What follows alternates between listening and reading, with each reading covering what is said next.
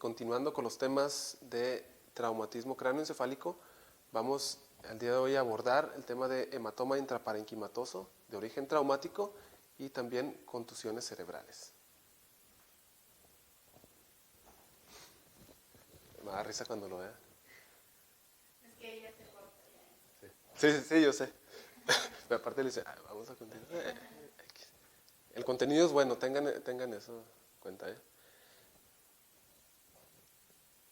Bueno, aquí tenemos una serie de imágenes por tomografía computada, 2 imágenes axiales y 2 reconstrucciones en volumen rendering, en donde tenemos un paciente con un traumatismo craneoencefálico importante, facial, involucra las regiones orbitarias también. ¿Sí? Las primeras 2 imágenes, la imagen axial se corresponde con esta imagen y posteriormente este es un control por tomografía, ¿sí? Para estar en contexto del tiempo en que se tomaron. Vemos, lógicamente aquí tiene una fractura compleja con minuta, hacen falta algunos fragmentos óseos, ¿sí? Tenemos una deformación facial importante, hay involucro del arco cigomático de las paredes orbitarias.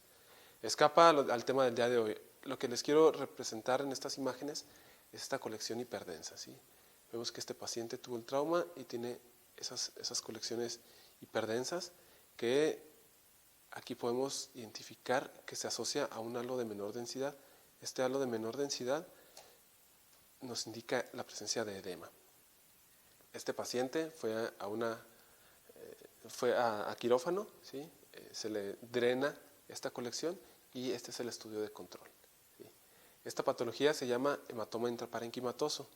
Esta colección suele venir de vasos arteriales perforantes, ¿sí? Que al momento de un trauma suelen cizallarse y hacen un hematoma. Esa es la forma principal. Un hematoma intraparenquimatoso también puede llegar a formarse de la confluencia de diferentes contusiones cerebrales, ¿sí? Son las 2 formas de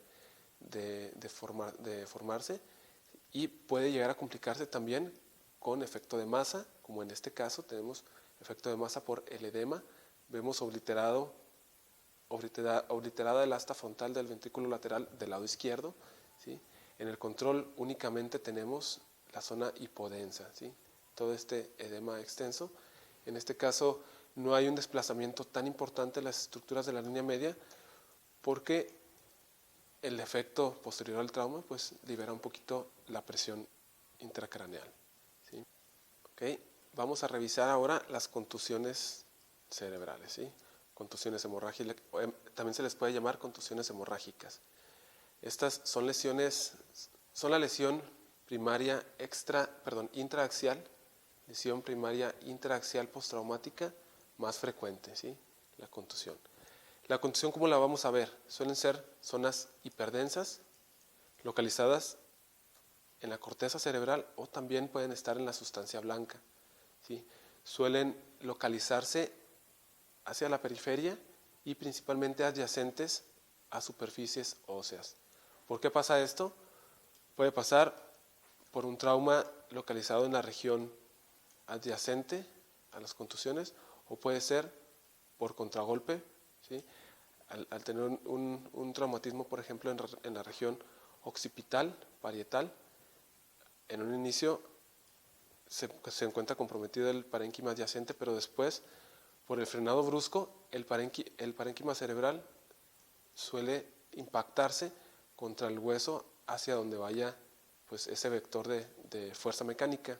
En este caso tenemos las contusiones hemorrágicas en el lóbulo frontal, ¿sí?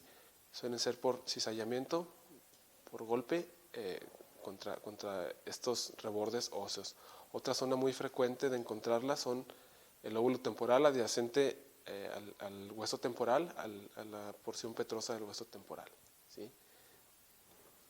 Continuando, tenemos otro paciente, un paciente joven, sufre de trauma craneoencefálico. Vemos que la zona del impacto, la zona del golpe, es en la región occipital, en donde tenemos el edema de tejidos blandos, hematoma subgaleal y una fractura lineal, ¿sí? Esta fractura no deprimida, no es conminuta, es lineal, no desplazada. Entonces, en esa región no tenemos ningún tipo de lesión postraumática, donde vamos a tener la lesión por contragolpe, es en los giros frontales, en los lóbulos frontales, en los giros rectos. Vemos estas colecciones, estas lesiones hiperdensas, rodeadas de un halo hipodenso que nos indica edema. El espacio subaracnoideo en este punto está disminuido en su amplitud, ¿sí?, por el efecto de masa que ocasionan. Otro caso de contusiones hemorrágicas, tenemos un paciente que tuvo un trauma frontal con una fractura conminuta, deprimida, con fragmentos los cuales se proyectan al interior de la cavidad craneal, ¿sí? Es una fractura ahí de la lámina anterior y posterior del seno frontal asociado a hemoceno, ¿sí? Vemos esta colección hiperdensa en el interior del seno paranasal, que normalmente debería estar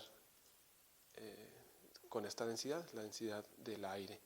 Vemos que adicionalmente a esa fractura tenemos esta zona hiperdensa, ¿sí? Es otra zona de contusión hemorrágica. En la reconstrucción en volumen rendering, pues era para esquematizar la fractura. Es una fractura pues compleja, involucra el techo de la órbita, ¿sí?, también el hueso maxilar. Ya hemos visto varios casos de herniación subfalcina, ¿sí? En este caso tenemos un tipo de herniación, no es de lo más frecuente, pero este caso se me hizo muy representativo para mostrárselos. Es una herniación transcraneal. Este es un paciente hemofílico, ¿sí?, que tuvo un trauma y tuvo múltiples complicaciones, hemorragia subdural, hematoma subdural. Tenemos sangre en el espacio intraventricular, hematoma intraparenquimatoso, etc. Es paciente con alteraciones en la coagulación. De forma secundaria desarrolla edema cerebral difuso y se le hace una craneotomía, en este caso es pterional, descompresiva, y una complicación que podemos tener en estos casos es herniación. Por el aumento de la presión suele liberarse por el defecto, que es también el motivo para hacer este procedimiento, ¿sí? Vemos, pueden llegar a tener forma incluso como de un hongo, ¿sí?, y se hernian. En la reconstrucción en volumen rendering podemos ver el importante efecto de masa que clínicamente pues se ve. Continuando con los temas del traumatismo craneoencefálico, aquí tenemos un caso de un paciente que sufrió un trauma craneoencefálico. El golpe como tal fue en la región temporoparietal del lado derecho, vemos hematoma subgaleal, y lo que quiero representar en estos casos es el neumoencéfalo. El neumoencéfalo se define como la presencia de aire en la cavidad craneal. En la cavidad craneal, el aire en cualquier espacio es patológico, no debe estar ahí.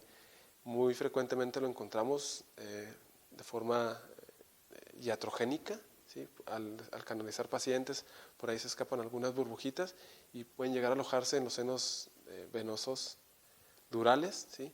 Pero en un paciente con traumatismo craneoencefálico, al ver nosotros una burbujita de aire, por ejemplo, hay que buscar la causa, ¿sí? El neumoencéfalo no es el problema, hay que buscar la causa, dónde se está fugando ese aire, dónde está la lesión, la disrupción, la comunicación con el exterior que nos está condicionando a esto, ¿sí?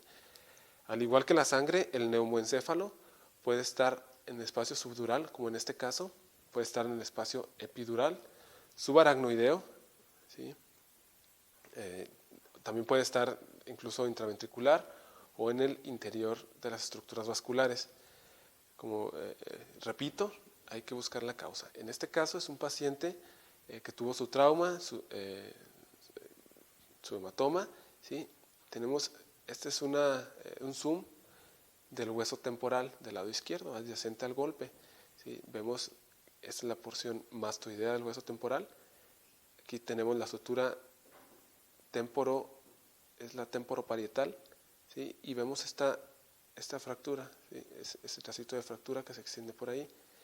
Las mastoides están neumatizadas, entonces al tener una disrupción del hueso, tenemos una comunicación directa, ¿sí?, hacia la cavidad craneal.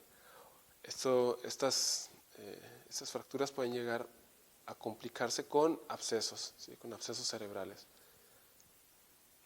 meningitis, etcétera. También pueden llegar a asociarse a laceración de las meninges con fuga de líquido cefalorraquídeo, etcétera.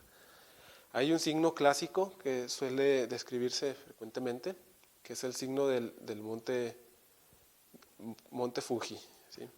Eso nos habla de un neumoencéfalo, atención, un neumoencéfalo en el espacio subaracnoideo de forma bilateral que condiciona desplazamiento, ¿sí?, del parénquima cerebral, y los lóbulos frontales suelen dar ese aspecto como si fuera un monte Fuji, ¿sí?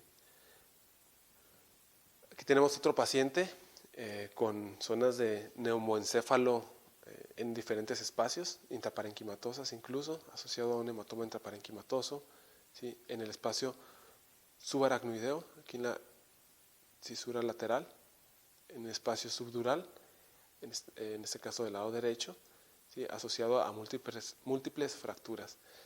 No tenemos datos de que ese neumoencéfalo se encuentre a tensión, pero al estar buscando la causa por donde se estaba fugando ese aire, vemos que la lámina posterior del seno frontal tiene una fractura con depresión de este fragmento óseo y pues subsecuente comunicación y fuga del aire hacia la cavidad intracraneal.